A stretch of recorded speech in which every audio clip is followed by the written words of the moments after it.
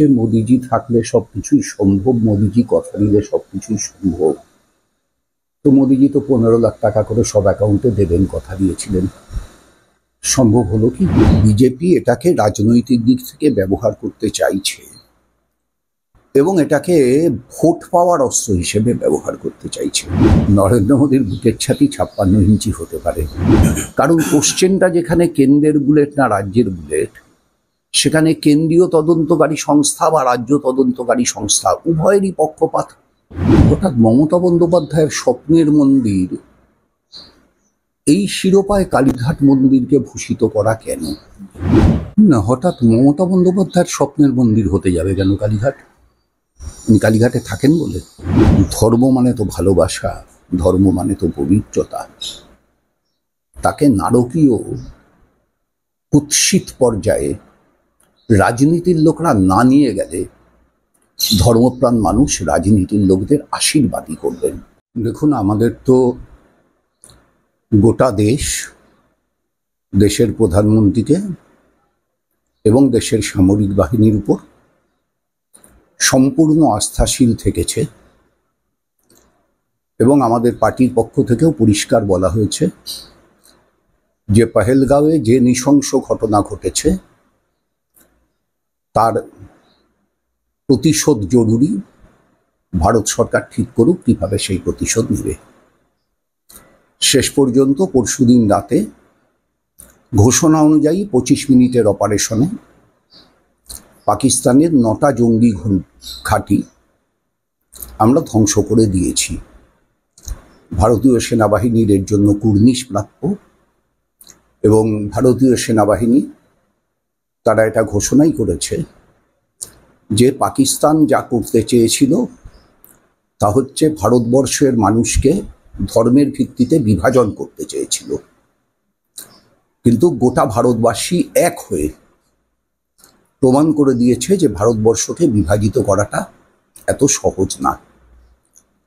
সেনাবাহিনীর এই যে ম্যাচিওর্ড কমেন্ট, সেটা দেশবাসীর ঐক্যকে, জাতীয় ঐক্যকে, আমাদের অখণ্ডতাকে আরো বেশি শক্তিশালী করেছে বলে আমার বিশ্বাস। প্রথম কথা হচ্ছে, মোদিজি থাকলে সবকিছুই সম্ভব, মোদিজি কথা দিলে সবকিছুই সম্ভব।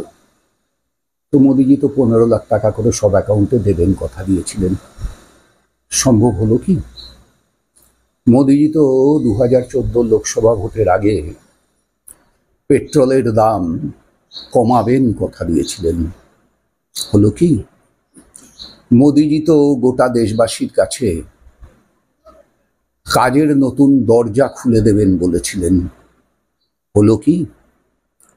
মোদিজি তো দেশের অর্থনৈতিক উন্নয়ন বৃদ্ধি করবেন বলেছিলেন।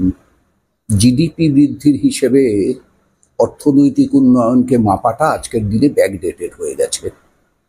দেশ মানে দেশের মানুষ, দেশের মুষ্টিমেয় কিছু বড় লোক না।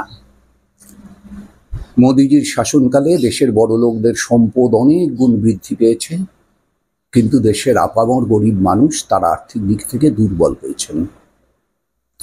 হলো কি? সুতরাং মোদিজি কথা দিলে সব হয়, ব্যাপারটা এরকম না। কিন্তু এক্ষেত্রে গোটা ভারতবর্ষ আহত হয়েছিল। গোটা ভারতবর্ষ অপরিমেয় কষ্ট এবং দুঃখের শিকার হয়েছিল। মোদিজির জায়গায় যে কেউ প্রধানমন্ত্রী থাকলে এর যে প্রতিক্রিয়া, সেই প্রতিক্রিয়া দেখানো হতো এবং অতীতেও দেখানো হয়েছে। অটল বিহারী বাজপেয়ীর সময় দেখানো হয়েছে, মনমোহন সিংয়ের সময় দেখানো হয়েছে, ইন্দিরা গান্ধীর সময় দেখানো হয়েছে।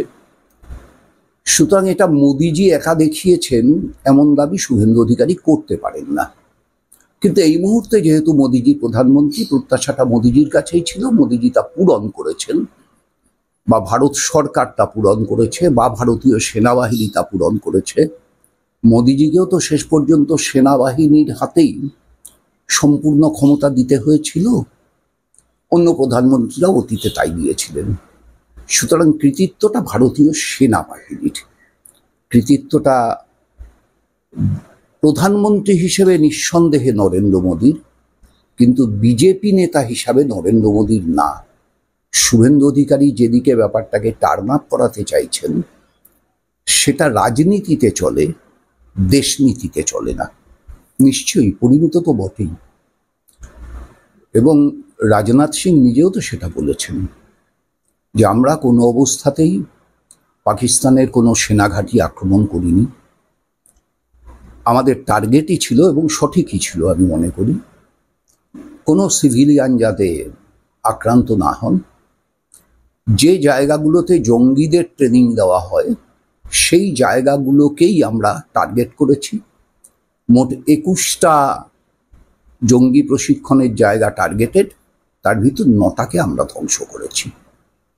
ভারতবাসী আশা করবে যে বাকি 12টাও অচিরেই ধ্বংস করে দেওয়া হবে। তাহলে কি শুধুমাত্র জঙ্গিদের জন্যই কি বারবার ভারত আক্রমণ হচ্ছে, নাকি পাকিস্তানে তার ভারতে লস হচ্ছে? দেখুন, দেশ হিসাবে পাকিস্তান আর পাকিস্তানের রাষ্ট্রনায়ক আর পাকিস্তানের সাধারণ মানুষ এগুলোকে এক চোখে দেখা ঠিক না। আমি বিশ্বাস করি না পাকিস্তানের সাধারণ মানুষ তারা ভারতবর্ষের সঙ্গে রক্তক্ষয়ী যুদ্ধ চান। ভারতবর্ষের সাধারণ মানুষ তারাও চান, এটাও আমি বিশ্বাস করি না। কিন্তু পাকিস্তানে জঙ্গিদের ট্রেনিং হয় এটা সত্য। সন্ত্রাসবাদীদের মদতদাতা দেশ হিসাবে পাকিস্তান নিজেকে বারবার প্রমাণ করেছে, এবং যত প্রমাণ করেছে তত পাকিস্তান একঘরে হয়েছে।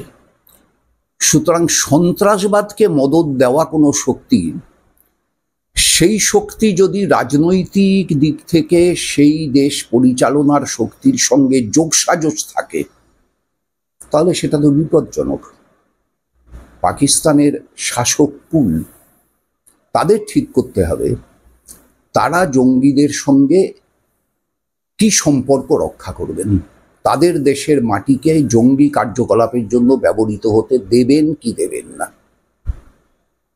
পাকিস্তানের শাসক কুলের কাছে এটা পরীক্ষা, এবং এই পরীক্ষায় পাকিস্তানের জনগণের, পাকিস্তানের শাসক কুলকে বাধ্য করা উচিত যে সন্ত্রাসবাদের মদতদাতা দেশের নাগরিক এই পরিচয় থেকে পাকিস্তানের সাধারণ মানুষ নিজেকে মুক্ত করতে চায়। বিজেপি এটাকে রাজনৈতিক দিক থেকে ব্যবহার করতে চাইছে, এবং এটাকে ভোট পাওয়ার অস্ত্র হিসেবে ব্যবহার করতে চাইছে। সমস্যাটা হচ্ছে বিজেপির এইখানে যে বিজেপি রাজনীতিগতভাবে একটি অত্যন্ত সংকীর্ণহীন মানসিকতা সম্পন্ন দল। আপনার খেয়ালে থাকবে শ্রীমতী ইন্দিরা গান্ধী 1971 সালে পাকিস্তান যুদ্ধের প্রস্তুতির সময় সবচাইতে আগে যার সাথে আলোচনা করেছিলেন তার নাম অটল বিহারী বাজপেয়ী। শ্রীমতী ইন্দিরা গান্ধী কিন্তু রাজনৈতিক সংকীর্ণতায় ভোগেননি। তিনি বুঝেছিলেন যে গোটা দেশকে এক করতে হলে অটল বিহারী বাজপেয়ীকেও এর সঙ্গে সহমত করতে হবে। কিন্তু শুভেন্দু অধিকারী এই কৃতিত্বের ভাগ কাউকে দিতে চাইবেন না। রাহুল গান্ধীও যে অকুণ্ঠ প্রশংসা করেছেন এই অ্যাকশনের, সেই ভাগ রাহুল গান্ধীকে দিতে চাইবেন না। তামিলনাড়ুর স্ট্যালিন কিংবা উত্তরপ্রদেশের অখিলেশ যাদব তারাও যে সমভাবে প্রশংসা করেছে তার ভাগ তাদের দিতে চাইবেন না। এখন এটা শুভেন্দু অধিকারীর রাজনৈতিক, আমি বলবো সংকীর্ণতা বোধ, কিন্তু এটা তো দেশের সমস্যা। দেশ তো রাজনীতির ঊর্ধ্বে। আমরা তো বিশ্বাস করি ব্যক্তির চাইতে দল বড়, দলের চাইতে দেশ বড়। সুতরাং দেশ যেখানে বড় হয়েছে সেখানে আমার দলকে বড় করবার আমার প্রয়োজন কি? আমার দেশ বড় হলে আমার দল এমনি এমনি বড় হবে। এই বোধের অভাব আছে। নরেন্দ্র মোদীর বুকের ছাতি 56 ইঞ্চি হতে পারে, কিন্তু বৈদেশিক নীতি পরিচালনার ক্ষেত্রে এবং পৃথিবীর বিভিন্ন দেশের সঙ্গে আন্তঃসম্পর্ক রক্ষার ক্ষেত্রে শ্রীমতী ইন্দিরা গান্ধীর কাছাকাছি পৌঁছনো নরেন্দ্র মোদীর পক্ষে সম্ভবত সম্ভব না। দেখুন, এই যে মুর্শিদাবাদকে কেন্দ্র করে তো বলেছেন কথাটা, মুর্শিদাবাদের ক্ষেত্রে কেন্দ্রীয় বাহিনী এবং রাজ্য বাহিনী উভয়ই সমপরিমাণে দায়ী। মুর্শিদাবাদ একটা পরিকল্পিত ঘটনা। পরিকল্পনা করে বিজেপি আশ্রিত শক্তি দাঙ্গা বাঁধিয়েছে, তৃণমূল আশ্রিত শক্তি দাঙ্গা হতে দিয়েছে। না হলে হরগোবিন্দ দাস এবং চন্দন দাস যখন খুন হলেন, তখন যে জায়গায় তারা খুন হয়েছেন সেখান থেকে নিকটবর্তী থানার দূরত্ব কত ছিল?